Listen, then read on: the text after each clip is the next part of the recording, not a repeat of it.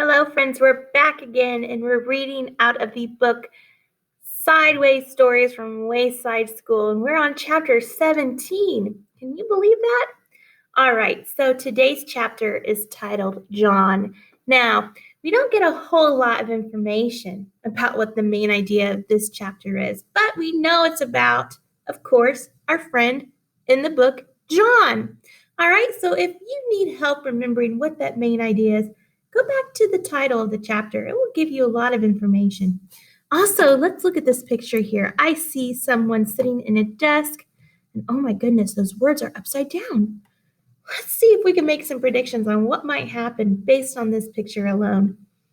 And then we'll go back and talk about the main idea and details.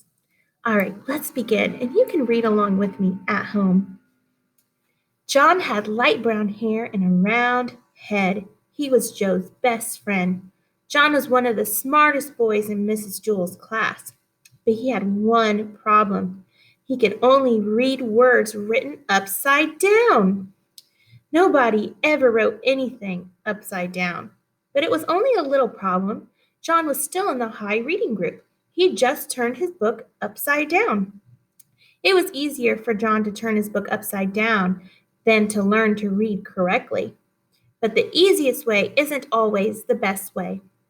Mrs. Jewell said, "John, you can't go on reading like this. You can't spend the rest of your life turning your books upside down."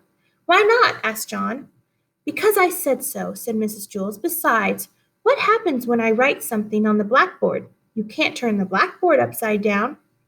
"No, I guess you're right," said John.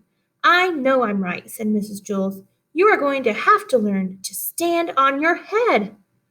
John couldn't stand on his head. He had given up trying. "You would have to if you had fallen over as many times as he had." Joe was John's best friend. He could stand on John's head. Every time John fell over, Joe stood on his head. After all, what are best friends for?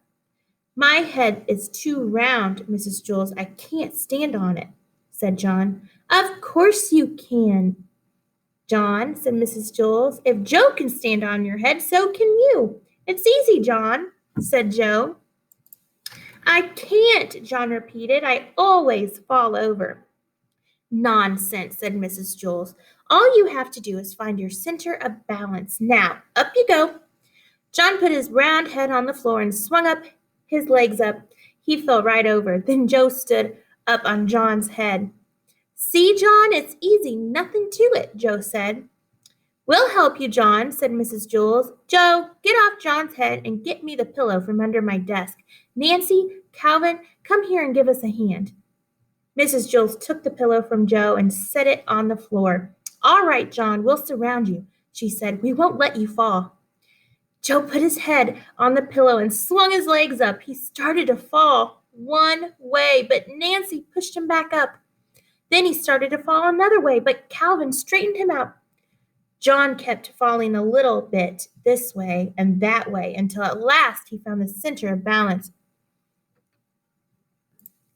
Bam! While Calvin went to get the book, John fell flat on his face. "You better stay off my head, Joe," he warned. "Are you all right, John?" asked Mrs. Jewell. "Yes, I think so. I feel a little funny." "Hey, I can still read the blackboard. And I'm not upside down. I can read right side up now. When I fell, I must have flipped my brain or something." "That is wonderful, John," said Mrs. Jewell. "Here, put the pillow back under my desk. As a reward, you may have a Tootsie Roll Pop. They are in the coffee can on top of my desk." John placed the pillow on top of her desk. Then he looked under the desk, but he couldn't find the Tootsie Roll Pops anywhere. All right, let's look at some questions here. Why does John have to learn to stand on his head? What happens when John falls over? And when John falls over, he's suddenly able to read right side up. However, he has trouble finding the Tootsie Roll Pops. What do you infer or guess what happened? All right, so I hope you enjoyed this read aloud. And let's go back and think about the main idea and details. Also, I'm not going to read this, but if you want to read this section that's upside down, you can do that. That's totally up to you. Ask an adult first before you flip over your screen. All right, so I know the main idea is about John. John likes to do what? He likes to read things upside down. So if you said that to yourself or at home, if that's the main idea, you were correct. What about details?